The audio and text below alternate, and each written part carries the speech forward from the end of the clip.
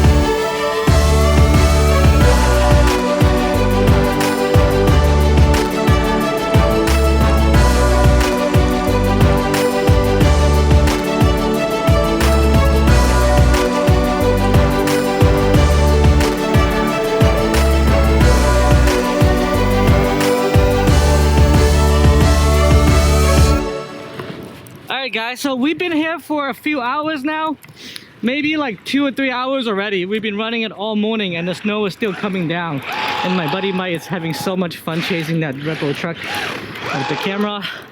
And we got a lot of help from the bulldozers right there to help us with making the track available, which is pretty awesome. So it's good to see you guys, and I'll see you guys in the next riding video. Later guys. Oh, and I almost forgot, if you probably can't see me in the camera right now, it's very, very wet. If you guys haven't subscribed, please hit the subscribe button if you like the video. And also, there's that belt right next to the subscribe button. Make sure you hit the bell too so that you get notified next time I upload a video. And with that said, I will see you guys in the next video. Later.